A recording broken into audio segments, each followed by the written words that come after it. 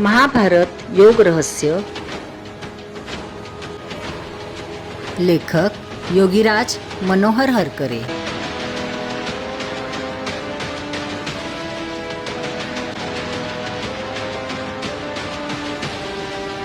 भाग 5. नमस्कार. वैदिक विश्व या यूट्यूब चॅनलवर आपले सहर्ष स्वागत आहे. नंद यशोदा कृष्णाचे नंतरचे मातापिता. कंसाच्या कारागृहातून अगदी जन्मल्याबरोबर मुक्त होणारे श्रीकृष्ण नंतरचे बालपण गोकुळात राहणाऱ्या नंद यशोदेचे पितृ मातृ वात्सल्यात घालवितात.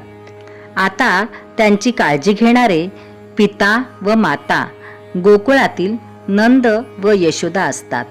या नंद शब्दाला आ उपपद लावल्यास आनंद शब्द तयार होतो, जो साधकाच्या उत्तम अवस्थेत त्याला प्राप्त होतो. साधकाच्या साधना काळातील उच्च अवस्थेत प्राप्त होणारा सात्विक आनंदच साधकाचा दुसरा पिता असतो. साधनेत त्याला आनंद प्राप्त झालेला असल्याने आता त्याचे जीवन यशदायी बनते. साधकाची असली यशदात्री अवस्थाच साधकाची दुसरी माता यशोदा होय. गो म्हणजे इंद्रिये आणि गोकुळ म्हणजे इंद्रियांचे कुल शरीर होय. याच गोकुळात आत्मारूप गोपाळ कृष्ण लहानाचे मोठे होतात. सागरातील द्वारका. भगवान गोपाळ कृष्ण गोकुळात लहानाचे मोठे झाले. त्याने भरतखंडाच्या पश्चिम सागरामध्ये द्वारका नावाची नगरी वसविली. द्वारका आणि पश्चिम सागर यांचा व्यास आशय पहा. संस्कृत साहित्यात संसाराला सागराची उपमा दिली आहे. साधना जीवनाचे पूर्व अंग पूर्व सागर व साधना जीवनाचे पश्चिम अंग पश्चिम सागर आहे, ज्यामध्येच द्वारका वसले आहे असे दाखविले आहे. साधनेचे पूर्व अंग परिपूर्ण झाल्यावरच जीवनाच्या पश्चिम सागरात राहावे लागेल. त्यामुळे द्वारका पश्चिम सागरात वसलेली दाखवली आहे. द्वार शब्दापासून द्वारका शब्द झाला आहे. साधनेच्या पश्चिम सागरात पूर्वेपेक्षा अधिक परिपूर्ण साधना क्षेत्रात ही द्वारका वसली आहे.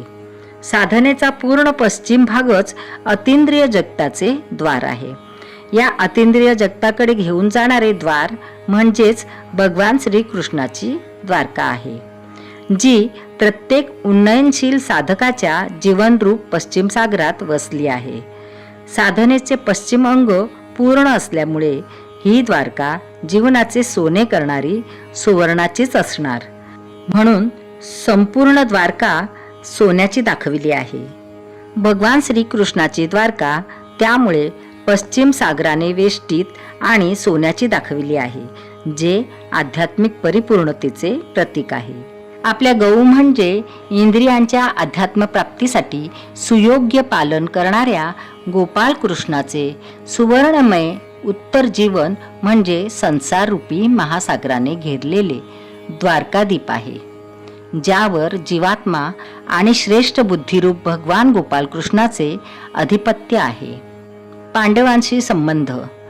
पांडवांची माता कुंती भगवान कृष्णाची दूरान्वये आत्या दाखविली आहे.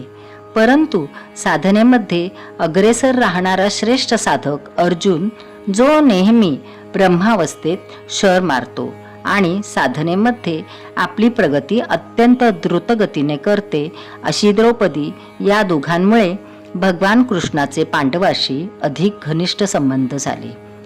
कृष्ण द्रौपदीला आपली बहीण मानित असे. श्रेष्ठ बुद्धीला साक्षी ठेवून आपल्या पंचप्राण आणि आपल्या पंच ज्ञानेंद्रियांद्वारे ज्ञानप्राप्तीसाठी कार्य करणाऱ्या पांडवांशी श्रेष्ठ बुद्धिरूप भगवान श्रीकृष्णाचे संबंध अतिशय प्रेमाचे राहतात.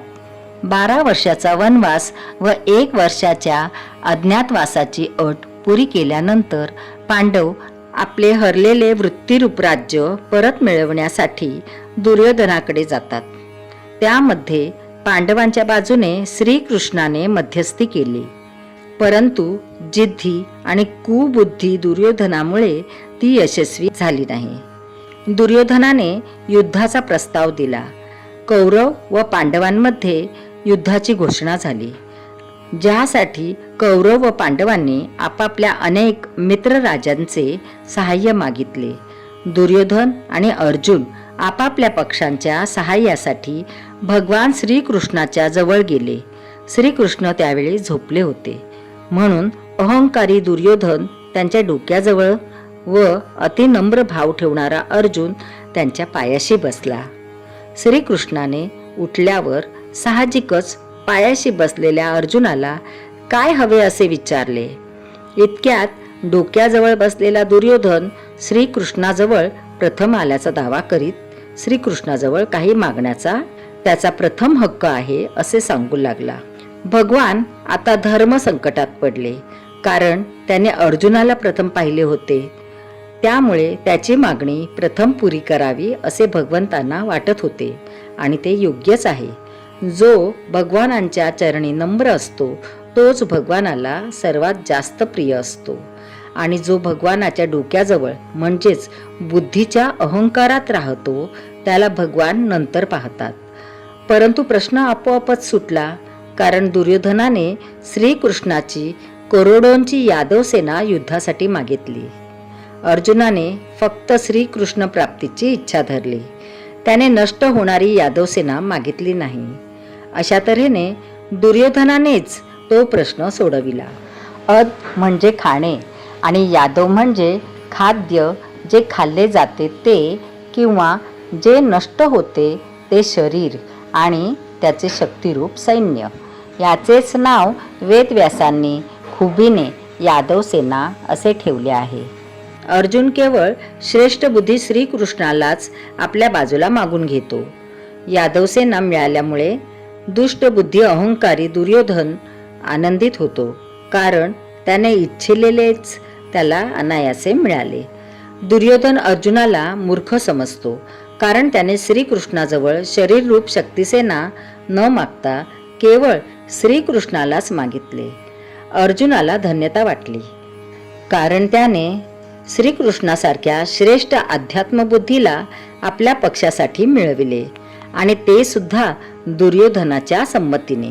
महाभारताच्या युद्धात कृष्णाने दुर्योधनाच्या मागणीवरून आपली सर्व यादव सेना कौरवांकडून लढण्यास दिली, तर अर्जुनाच्या इच्छेवरून स्वतः श्रीकृष्ण एकटेच पांडवांचे उपदेशक व सहाय्यक राहिले. प्रत्यक्ष ज्या मालकाने इतकी वर्षे ज्यांना पोसले त्या श्रीकृष्णाच्या विरुद्धच यादवसेना महाभारत युद्धात का लढली? श्रीकृष्णाने त्यांना सांगितले म्हणून काय झाले? काय ते आपल्याच मालकाविरुद्ध लढतील? यादवांना समजत नव्हते काय? तुर्तास तरी तसे समजूया. यादव या शब्दाचा आशयही वर पाहिलाच आहे. यादव म्हणजे जे नष्ट होते ते. म्हणूनच यादवी वृत्तींचा आपसात यादवी घडून समूळ नाश झाला असे महाभारतात दाखविले आहे. भगवान श्रीकृष्णांच्या निर्वाणानंतर आवश्यकता नसल्याने त्यांची सोन्याची द्वारका सुद्धा संसार सागरात बुडाली असे दाखविले आहे. जीवात्मा ब्रह्मरूप पारध्याच्या ब्रह्मशराने घायाळ होऊन निर्वाण ब्रह्माला गेल्यावर त्या द्वारकेची आवश्यकताच काय? किंवा आत्मबुद्धी परमात्मा स्वरूपात विलीन झाल्यावर त्या प्रकारच्या साधना सुद्धा म्हणजे द्वारकाद्वीपाची आवश्यकताच काय? साधना सुद्धा जीवनसागरात बुडून गेली. ती बुडालेली द्वारका धन्य काम होऊन श्रीकृष्ण रूप होणाऱ्यास मिळेल. स्वतःतील पंचप्राणांशी श्रीकृष्ण सदैव प्रामाणिक राहिले.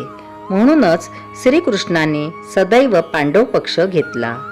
असतोमा सद्गमय तमसोमा ज्योतिर्गमय मृत्योर्मा अमृतम गमय. भारतातील प्राचीन योग साधनेच्या प्रसारासाठी या चॅनलची निर्मिती करण्यात आलेली आहे. माहिती आवडल्यास चॅनल सबस्क्राईब करा, इतरांना शेअर करा. पुन्हा भेटूया पुढील भागात. धन्यवाद.